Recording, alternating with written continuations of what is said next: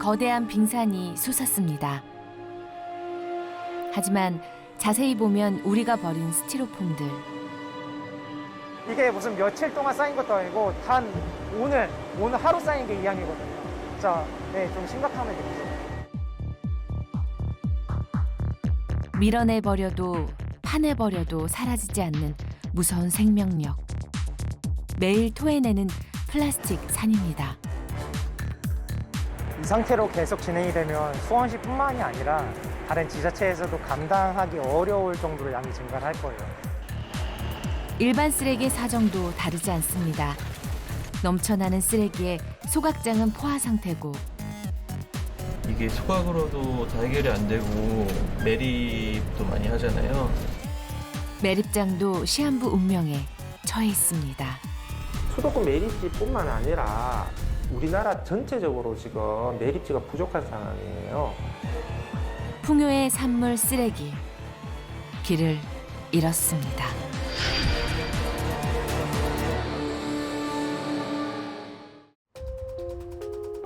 무분별한 매립에 대한 책임은 40여 년이 지난 지금 우리의 몫이 됐습니다. 그렇다면 지금은 어떨까요? 지금 우리가 버린 쓰레기는 어떻게 처리되고 있는 걸까요?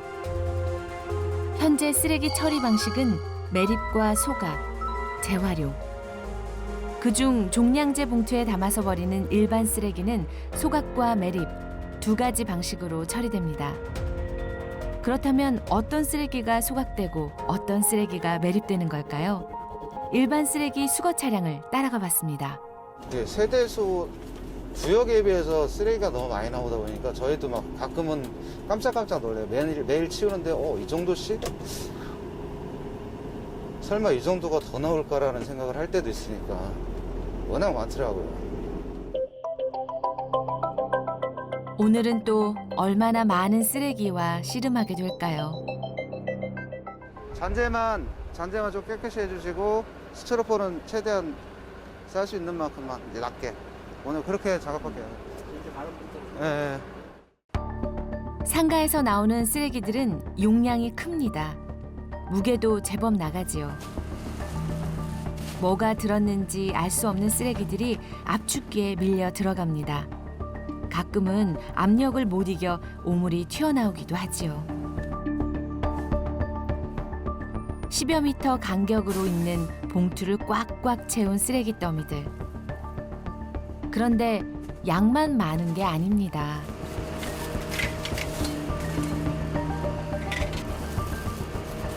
이거는 재활용. 사람들이 재활용하고 쓰레기하고 구분을 해서 버려주셔야 되는데 이렇게 쇠 같은 거는 재활용이 되는데 그냥 일반 쓰레기부터 같이 담아서 버리세요. 재활용과 일반 쓰레기를 제대로 분리하지 않은 채 버리는 경우가 많다고 합니다.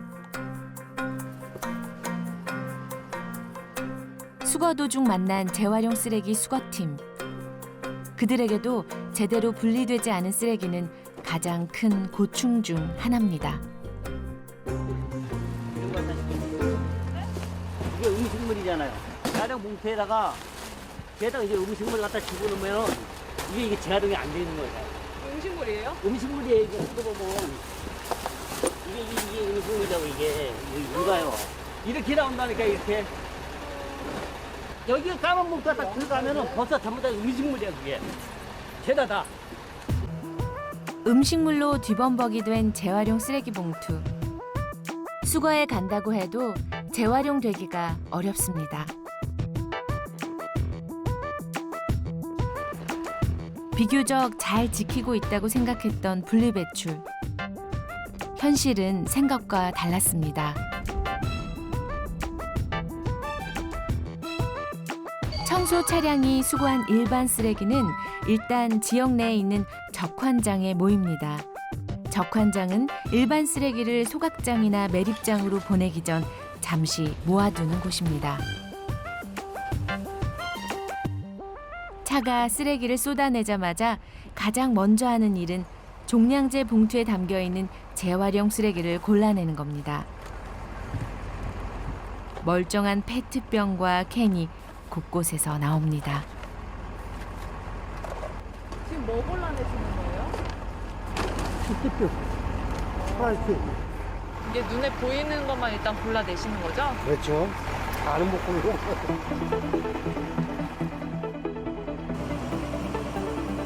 이 쓰레기 봉투 안에 아직 태우거나 매립하지 말아야 할 쓰레기가 또 있을지 모릅니다. 하지만 다음 행선지로 가기 위해 일반 쓰레기 봉투는 8톤짜리 컨테이너에 실립니다. 쓰레기 여행은 아직 끝나지 않았습니다.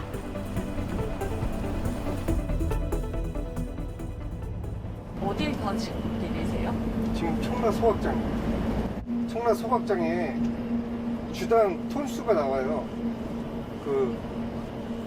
뭐 정해져 있는 거죠. 그러니까 한 170톤이면은 딱 그것만 들어와라. 그 외의 거는 이제 매립지로 가는 거예요.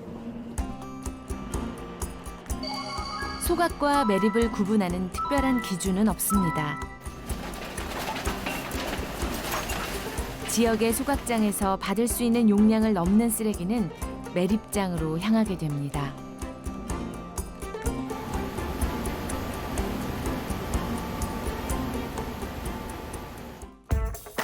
여전히 우리는 적지 않은 양의 쓰레기를 매립하고 있습니다. 서울, 경기, 인천, 수도권 64개 자치구의 쓰레기가 모이는 수도권 매립지. 세계 최대 규모를 자랑하는 이곳으로 매일 25톤 트럭 850여 대가 쓰레기를 가득 싣고 들어옵니다. 쓰레기 반입량을 줄이기 위해 지역별 할당제를 시행하고 있지만 매년 그 할당량을 초과하고 있는 실정이지요. 80년대와 달리 쓰레기 매립은 비교적 위생적으로 이루어지고 있습니다. 방수막을 깔아 쓰레기에서 나오는 침출수가 땅으로 흡수되지 않도록 막고 침출수는 밖으로 뽑아내 정화를 하죠. 메탄가스도 따로 뽑아내 연료로 쓰고 있지만 땅속엔 여전히 썩지 않은 쓰레기들이 있지요.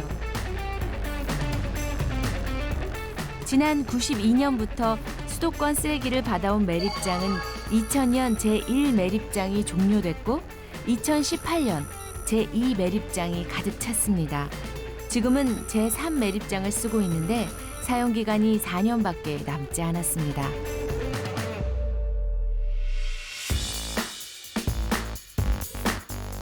지난 30년간 엄청난 양의 쓰레기를 받아내느라 몸살을 앓았던 인천시 서구 주민들은 대안 마련을 서두르라고 목소리를 높입니다.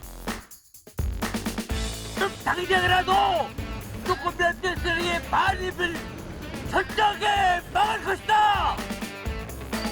수도권 지자체장들과 환경부가 만나 대체 매립지를 찾기로 했으나 지원자가 없어 공모는 무산됐습니다. 그런데 더 큰 문제는 전국 매립지의 3분의 1이 같은 운명에 처해 있다는 겁니다. 강원도 동해시.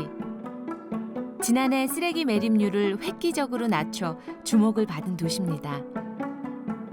동해시 전역에서 나오는 100톤가량의 일반 쓰레기를 처리하는 곳. 그런데 이곳에서는 조금 특이한 광경이 펼쳐집니다.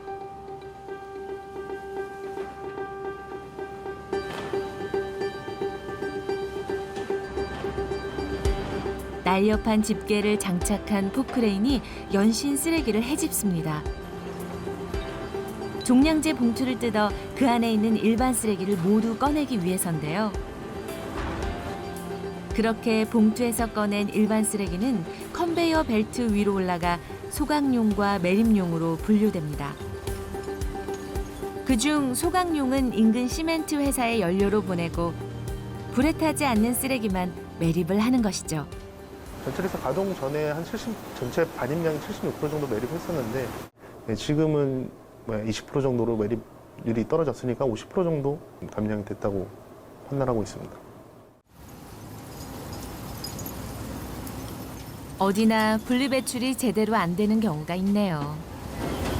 종량제 봉투 안에 상상하지 못하는 여러 가지 너무 많이 버려요.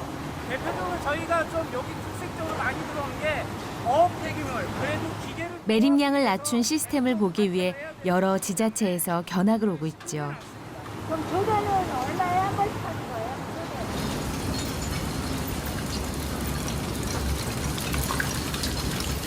자, 저희가 우려물성에 있는 폐기물들은 전면에 있는 사세기를 통해서 모두 다 분쇄가 된 다음에 이곳에 디스크 선별기로 모이게 되어 있습니다.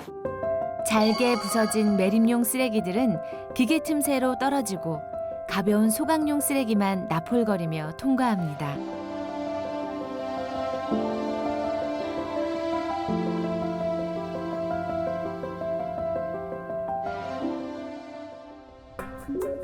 그렇게 온전히 불에 타는 것들만 골라낸 쓰레기는 전체 쓰레기 반입량의 70% 정도. 이제 매립장 대신 시멘트 회사로 향합니다.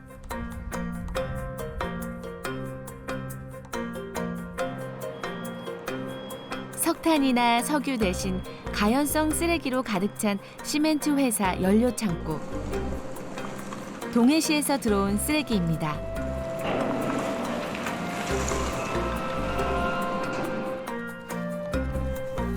이곳으로 오지 않았다면 땅속에 묻혀 오랜 세월 썩지 않았을 폐 비닐들이 눈에 많이 띕니다.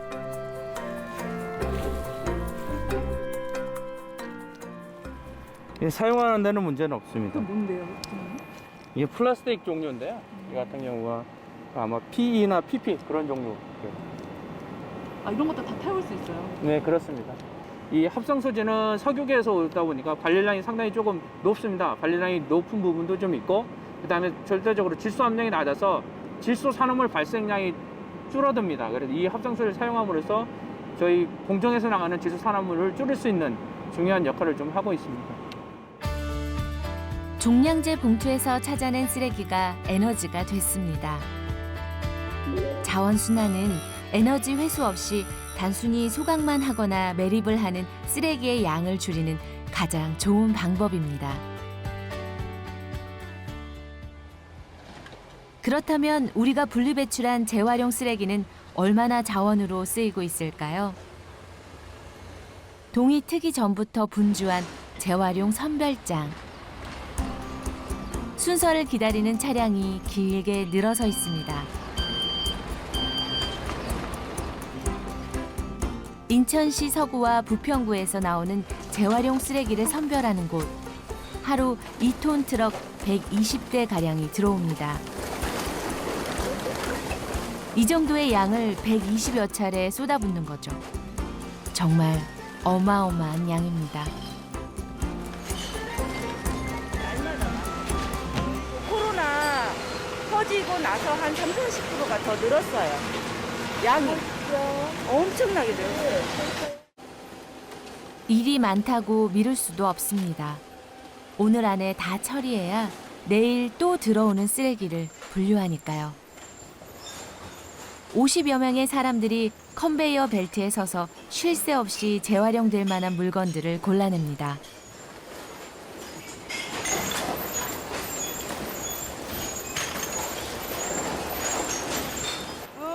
음식을 좀 그만 좀 시켜 먹었으면 좋겠다고. 여기는요, 뭐 우유 이런 것도 고르고 아주 저 네모난 거 사과. 그게 틀려요, 원료가.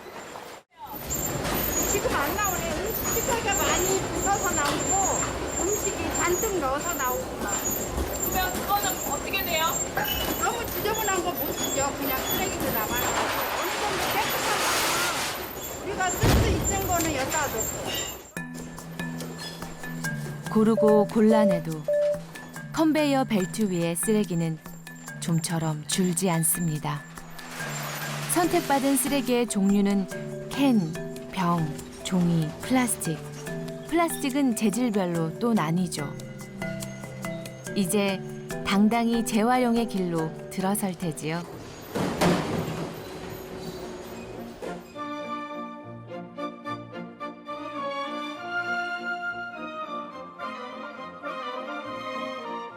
넘쳐나는 배달 용기들. 그나마 깨끗이 씻은 것들은 귀한 자원이 됩니다. 페트병도 사랑받는 재활용 품목이죠.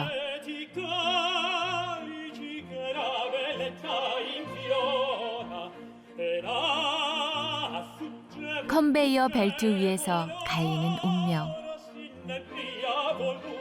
선별장에 들어온 쓰레기 중 50%가 선택받지 못합니다.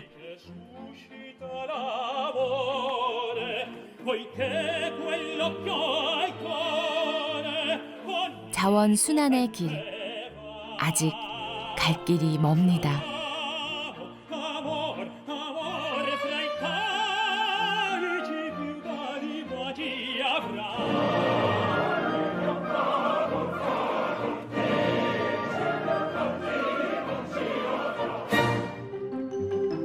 국내에서 발생하는 폐플라스틱 중 다시 물질로 재활용하는 게 어려운 것 중 하나가 폐비닐. 쓰레기 자원화를 위해 폐비닐 재활용에 신경을 써야 하는 이유입니다. 이곳은 폐비닐로 기름을 생산하는 곳입니다. 사실 이런 이제 뭐 스티로폴 관계 이런 거는 사실 저희한테 좋지는 않아요. 그리고 그 과자나 라면 봉지 보면 안에 은박지 있지 않습니까? 그것도 사실 기름을 생산하는 데 있어서는 별로 좋지는 않습니다. 예, 또 아까 말씀하신 음식물 묻어 있을 때 그 소금기 그런 것들이 저희한테는 안 좋죠. 그렇다고 그걸 또 다 분리를 해서 달라고 할 수 있는 여건도 안 되고요. 그래서 우선은 그냥 저희가 흔히 알고 있는 비닐개면은 이런 상태로 받아가지고 열분해를 하는 거죠.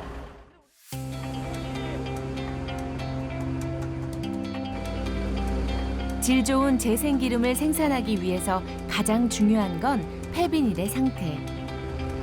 오염도가 높은 비닐은 기름도 적게 나오고 질도 나빠지기 때문입니다.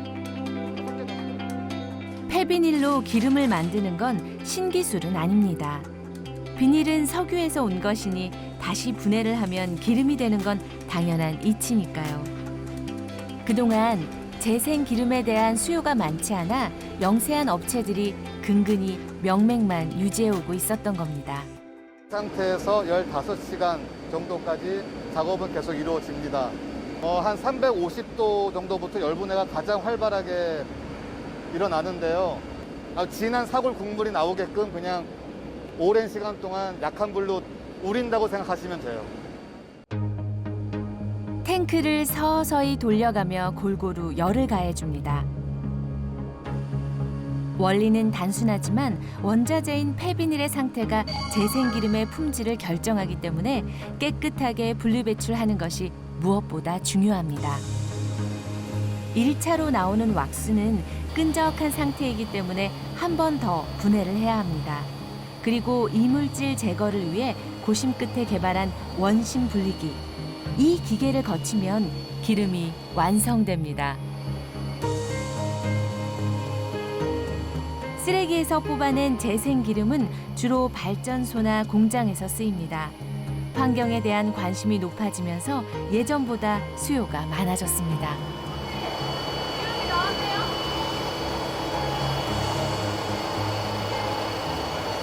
상태가 어때요? 그렇게 잘 나왔어요. 깨끗해요. 그럼에도 보다 질 좋은 기름에 대한 갈증은 여전히 남아 있습니다. 그래서 이것저것 안 해본 것이 없지요. 한 가지 예로 이제 원료에 따라서 투입된 원료에 따라서 기름의 질이 큰 영향을 받는다라고 말씀드렸는데 이거는 올 초에 저희가 KF94 마스크의 부자재만 가지고 처리 및 테스트를 한 적이 있습니다. 그 원자재가 100% PP 단일 재질이거든요. 그리고 오염이 전혀 안 된 순도 100%짜리였습니다. 그거를 한번 처리를 하면 어떤 일이 생길까 저희도 너무 궁금했습니다. 원료가 좋으면 기름이 좋아진다는데 진짜 그렇게 되나 해서 그거를 처리를 한번 해봤는데 처리한 결과가 저희도 놀랐습니다. 그리고 일단 기름 전환율이 거의 100%가 나왔습니다. 거의 뭐 휘발유와 비슷하게 깨끗하게. 재활용 원료로 제품을 만들 때 순도가 중요하다는 걸 다시 한번 확인했습니다. 오염된 폐비닐은 재활용률을 떨어뜨리는 주범입니다. 포천에 있는 한 공장.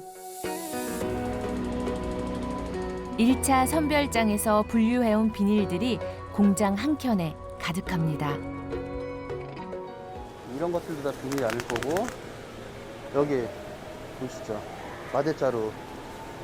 그리고 이거 진짜 많아요. PPP 재질의 이제 용기겠죠. 우리 요즘에 그 많이 포장시켜 먹으니까 배달 먹는 용기들, 배달 용기들. 이 안에는 더 할 거예요. 이거 찢어보면 여기. 이런 것들 더 할 거예요, 안에. 이런 거 사실은 비닐에 들어가면 안 되거든요. 비닐이 유가성이 없기 때문에 돈이 안 되잖아요. 돈 되는 거 빼고 나머지를 한다고요. 여기다 인력을 투입하면 그만큼 인건비가 올라가니까 실제로는 그걸 까보거나 하지 않는다고요. 제대로 분리되지 못한 오염된 폐 비닐을 깨끗하게 처리해주는 공장입니다. 핵심은 바로 이 타격 기술. 강력한 타격을 통해서 비닐에 묻어있는 이물질까지 전부 다 제거시켜주는데 한 번만 때리는 게 아니라 연속으로 계속 때리고 나가면서 비닐에 묻어있는 어떤 수분이나 이물질을 갖다가 전부 다 제거시켜줌으로써 비닐만 해소해버리는 그런 기술이라고 보시면 될 것 같습니다. 깨끗하게 되살아난 폐비닐들. 이곳에 들어온 폐비닐 중 오염도가 심각한 10%만 폐기 처분되고 나머지는 재생기름을 생산하는 공장으로 가기도 하고 시멘트 회사로 보내지기도 합니다.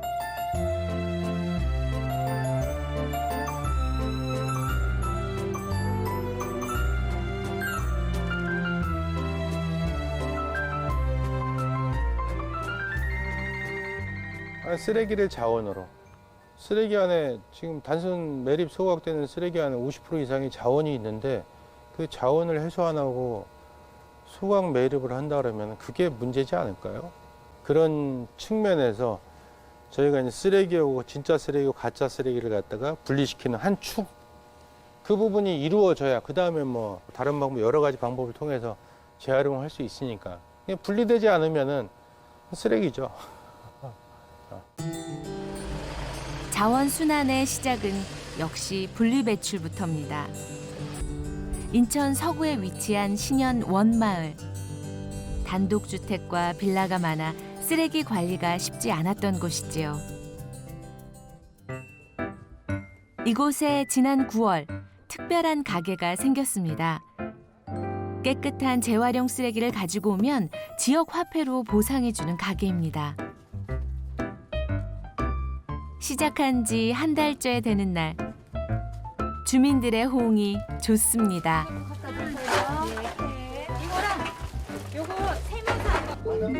페트만 해도 세 종류로 나뉘고 플라스틱도 재질별로 분류합니다. 병도 색깔별로 따로 배출해야 하죠. 모두 15종류로 나눠야 하는 다소 복잡한 과정. 구청에서 처음 이 사업을 시작할 때만 해도 걱정이 많았습니다. 섬세한 분리 방법을 주민들이 귀찮게 여길 수 있다고 생각했지요. 하지만 그저 기우일 뿐이었습니다. 주민들이 호응이 너무 좋아요. 처음에 첫날은 별로 그냥 안 오셨는데 그다음에는 자동적으로 이렇게 인원이 많아지고 물량도 엄청 많이 잘 챙겨갖고 오셔서 이거 하는 게 보람되고 계속했으면 좋겠어요. 이 일이 계속 쭉 갔으면 좋겠어요. 금방 해주세요. 분량. 자, 하나, 둘. 저기 갖다 쉬어. 저기 통으로 가져가셔. 빼는 게 아니야. 이거 라벨이 안 떠. 이게 철이야, 철? 그냥 달아야지. 자, 안 닦았어요. 안 닦았어요. 그럼 병은 다 빼긴데요? 이거는 닦았어요. 신기하죠? 근데 하나예요. 갈색 병입니다. 플라스틱 같은 거 파는데 돈 들어오는 재미. 그냥 분리수거하는 거 자체가 저는 몰랐었거든요, 잘. 근데 재밌더라고요. 재밌고 애기도 해요. 지금 27개월인데 같이 분리수거를 해요. 안 닦은 병은 다시 가져가야 하지만 그래도 좋습니다. 덕분에 분리배출 방법도 익히고 아이 간식값도 버니까요.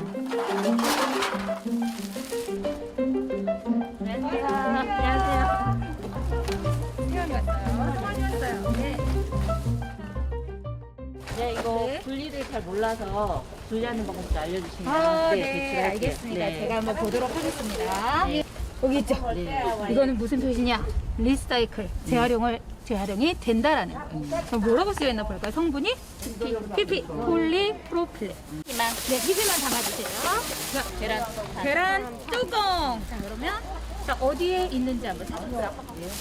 아, 찾았어요. 뭐라고 쓰여있죠? 페트. 아, 여기 페트라고 써요. 팥처럼 생겼다 해서 이거는 팥페트. 팥페트로 보도록 하겠습니다. 플라스틱 종류가 이렇게 다양한지도 새삼 알게 됩니다. 한 2, 3주 된 것 같아요. 왜냐면 화요일마다 가져와야 되는데 지난주에는 이제 캔이랑 그냥 페트병은 분리하기가 쉬워서 그것만 지난주에 가져왔고 또 여기가 너무 바쁘신 것 같아서 이거 가져오면 분리하는데 시간이 너무 오래 걸릴까 봐 오늘은 조금 사람 없을 때 방문하려고 제가 그 아들이랑 같이 와가지고 배우면서 지금 근데 다음번에 이제 집에서 제가 이제 조금 분리하는데 좀 쉬울 것 같아요, 이제. 네네네. 하기가 좀 수월할 것 같아요, 이제. 페트. 이게 뭐라고요? 페트. 그렇게 하나씩 익혀가다 보면 아이에게도 어른에게도 그리고 마을 일에 마음을 내준 자원봉사자들에게도 쓰레기는 다른 의미로 다가가지 않을까요? 깨끗하게 분리수거된 쓰레기는 저마다 다른 가공 공장으로 향하게 됩니다. 여기가 제일 깨끗해요. 여기가 제일 깨끗하고 우리나라 사람들 인식이 많이 좋다고는 하는데 내가 이제 고층 아파트 같은 데도 보면 굉장히 지저분해요. 음료수도 그렇고 캔도 그렇고 일하시는 분들이 그거를 다 하는 거지 그분들 없으면 아마 딴장판일 거예요. 다른 것과 섞일 염려도 선택받지 못할 우려도 없습니다.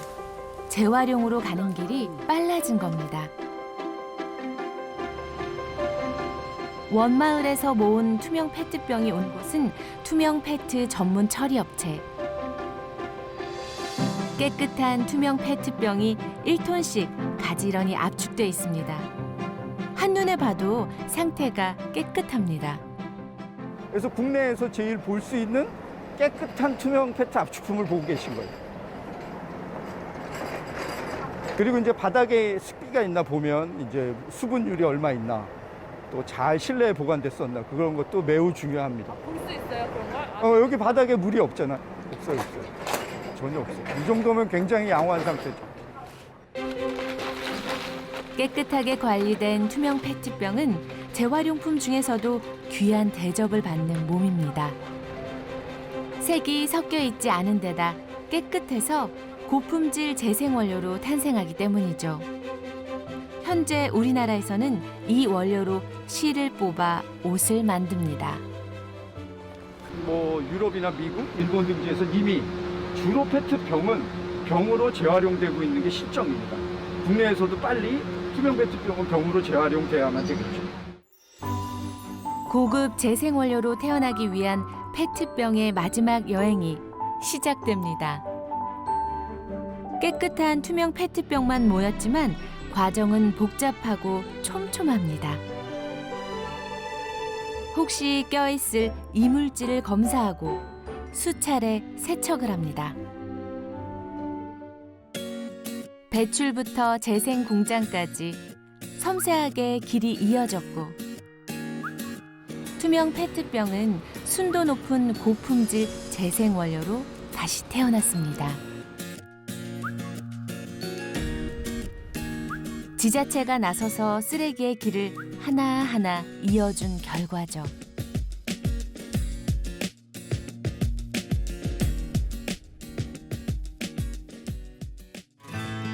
하지만 자원순환을 위한 도전은 이제부터 시작입니다.